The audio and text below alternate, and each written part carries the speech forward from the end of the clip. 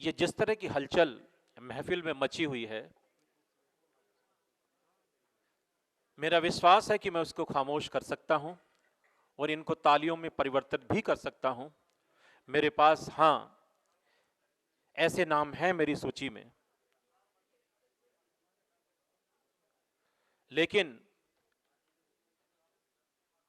चाहे वो क्रिकेट का मैदान हो या कवि सम्मेलन का मंच हो, ओपनिंग जो है वो दोनों जगह मायने रखती है। कुछ लोग मेरा आशय समझ रहे हैं और मेरे से जुड़ भी रहे हैं, लेकिन कुछ आवाजें अभी मेरे दाहिनी तरफ से आ रही हैं। मैं निवेदन करता हूं कि थोड़ी देर अपना मन रखिए, और उस व्यक्ति को मैं बड़े सस्ते में नहीं सौंप सकता आपको। अगर बहुत युवा है और बहुत बढ़िया हमारे देखते देखते वो कहने लगे हैं, मेरा आशा होता है आशीष श्रीवास्तव से। मुझे पता है कि उनको लग रहा है कि मेरा क्रम नहीं है, लेकिन ये इस कार्यक्रम की आवश्यकता है, इसलिए मुझे आप पे विश्वास है, इसलिए मैं आपको सौंपना चाहता हूं। लेकिन वो संचालन भी इतना अच्छा करते हैं, और अगर उनको बुलाना है तो जोरदार तालियां उठें। बहुत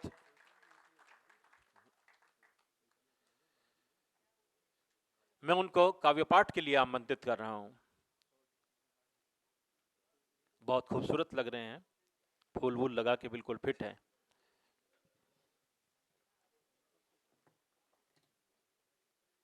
हेलो, आदरणीय मंच को नमन करता हूँ। हालांकि इससे पूर्व का कार्यक्रम मैंने ही संचालित किया था, तो मुझे लग रहा था कि मैं थोड़ा तसल्लीपूर्वक बैठूंगा, मगर अपॉर्चुनिटी जो मिलती है उसका यूज़ करना चाहिए हरदम। मैं शेर कहता हूँ कि किसी सुबह को शाम नहीं लिख पाऊंगा, किसी सुबह को शाम नहीं लिख पाऊंगा, हर बात को आम नहीं लिख पाऊंगा, और तुम पैसे को खुदा लिखते हो लिखो, मैं लहू को जाम नहीं लिख पाऊंगा, मैं लहू को जाम नहीं लिख पाऊंगा। ये वक्त, शेर सुनना मैं पीछे लेके जा रहा हूँ। ये वक्त ठहरा क्यों है, ये वक्त ठहरा क्यों है, हर एक जख्म गहरा क्यों है, जिसको पीछे छोड़ाया था, जिसको पीछे छोड़ाया था, सामने उसी का चेहरा क्यों है, सामने उसी का चेहरा क्यों है। जाने किस गुमान में रहता है, जाने किस गुमा में रहता है, क्या वो आसमां में रहता है, जाने किस गुमा में रहता है, क्या वो आसमां में रहता है। और अल्फाज जब तलक गुलाम है, जब तलक जुबां में रहता है। बहुत बहुत शुक्रिया, आभार। एक फेयर लिस्ट बहुत लंबी मेरे पास है, मैं आदरणीय को सौंप रहा हूँ। एक बार जोरदार तालियां हो जाए संचालन के लिए, मनोज कुमार मनोज जी के लिए।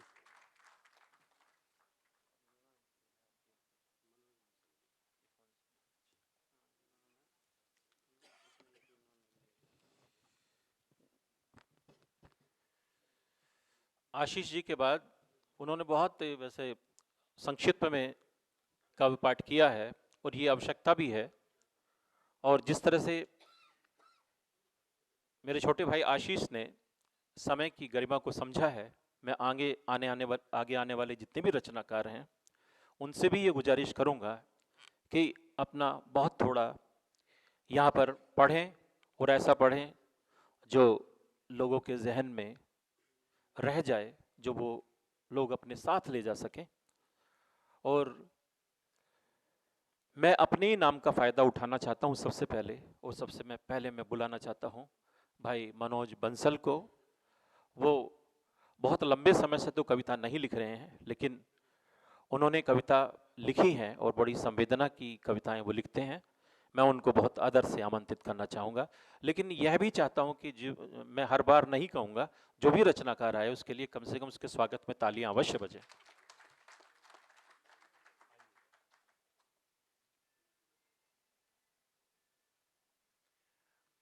मंच को मेरा सादर नमन।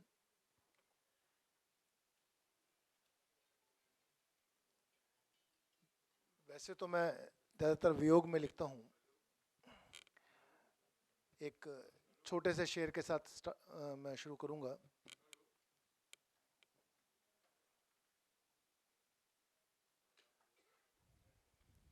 दिल तड़पा तड़प कर सब्र कर गया, दिल तड़पा तड़प कर सब्र कर गया, मगर मुझको मुझसे बेदखल कर गया। दिल तड़पा तड़प कर सब्र कर गया, मगर मुझको मुझसे बेदखल कर गया। बहुत तड़पा तड़प कर कुछ कहने के लिए, बहुत तड़पा तड़प कर कुछ कहने के लिए, हर हर्फ जुबां पर आते आते रह गया।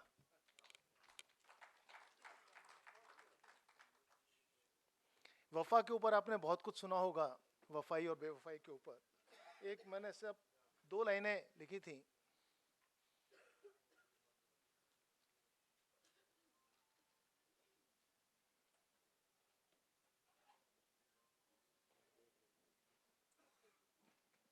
तू खफा मैं बेवफा।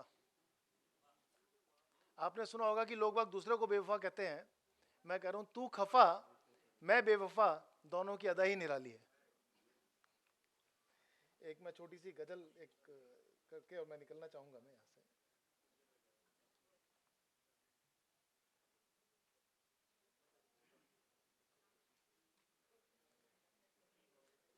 यादों को मैं तेरी भुला पाता कैसे, यादों को मैं तेरी भुला पाता कैसे,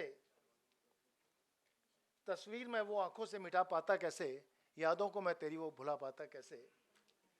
तेरी सांसों की खुशबुओं में डूबे वो हंसी पल, तेरी सांसों की खुशबुओं में डूबे वो हंसी पल, अपनी सांसों से अलग मैं कर पाता कैसे, तेरी यादों को मैं भुला पाता कैसे।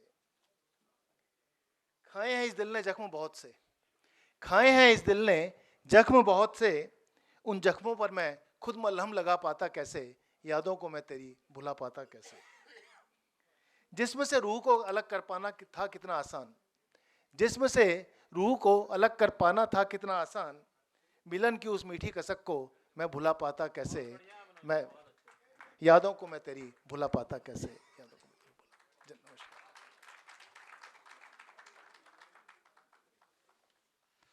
बहुत धन्यवाद मनोज जी। और इसी क्रम में मित्रों, जब इतनी सारी लंबी सूची होती है तो संचालन तो केवल एक औपचारिकता मात्र होता है, केवल नाम ही लेने का मन करता है और सबसे ज़्यादा कंजूसी अपने में से ही कर सकता है आदमी। और एक बहुत श्रेष्ठ रचनाकार को मैं बुलाना चाहता हूँ जिनका क्रम नहीं है, लेकिन मैं ये चाहता हूँ कि जितने लोग यहाँ उपस्थित हैं वो जब उनको सुनेंगे तो उनको लगेगा कि हमने किसी को सुना है, और उनको अगर मन से सुन लेंगे तो आपको वो हमेशा बहुत दूर तक पीछा करेंगे शब्दों के माध्यम से। मैं बुलाना चाहता हूँ आलोक बेजान जी को, जो बुलंदशहर से हमारे बीच उपस्थित होते हैं और कुछ अपने मुक्तक जो भी उनका मन चाहे सुनाएं।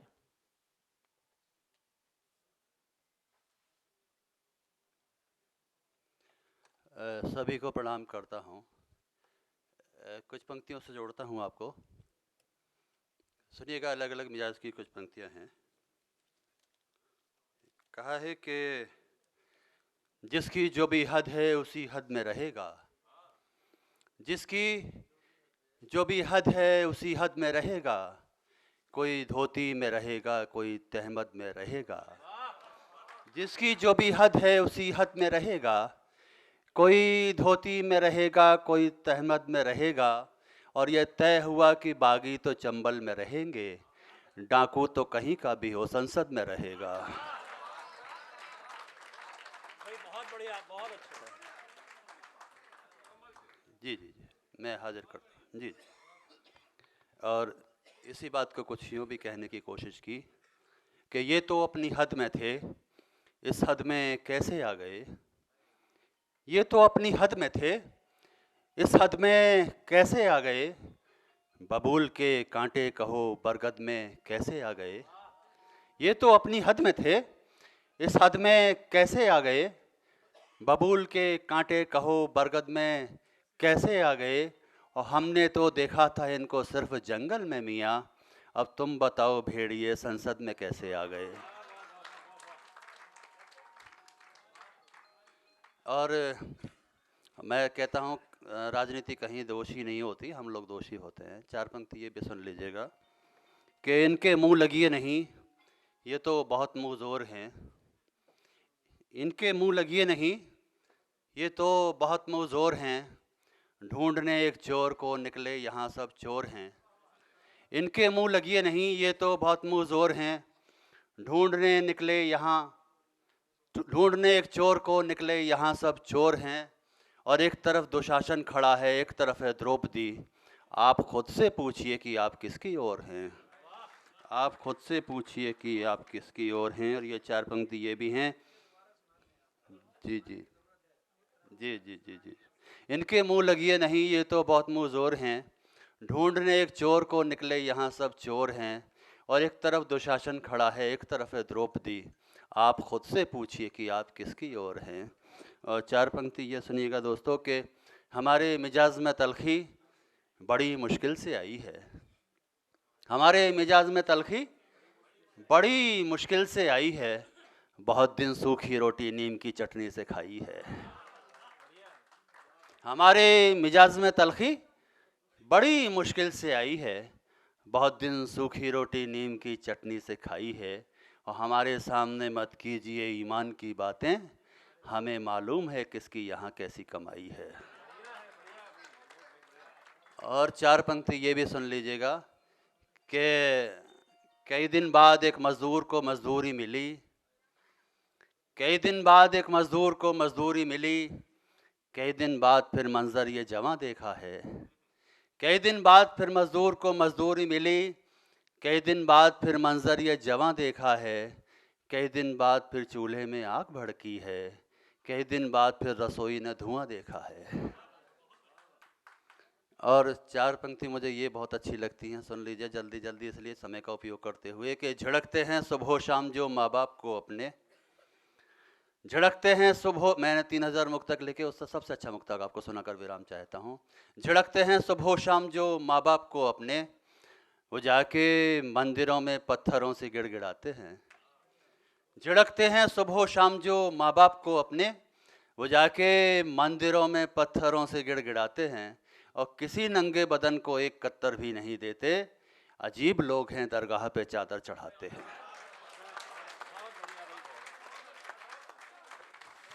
अगर मैंने सही कहा हो तो एक बार जोरदार तालियां उनके लिए हो जाएं। मित्रों, ये तो एक बानगी भरता, जब उन्हें सुना जाता है तो महफिल में देर तक तालियां बजती हैं और घंटों तक लोग उन्हें सुनते हैं। और मुझे गर्व होता है कि वो हमारे बहुत पुराने मित्र हैं। बहुत सारे मंच, बहुत सारी यात्राएं साथ की हैं। और मैं इसी क्रम में बुला रहा हूं, जैसा भाई आलोक जी के लिए बोला था, मैं उनको भी उतना ही सम्मान देता हूं। जब उनको मैंने पहली बार सुना था तो वो उनकी बात, वो उनके शेर, उनका कहन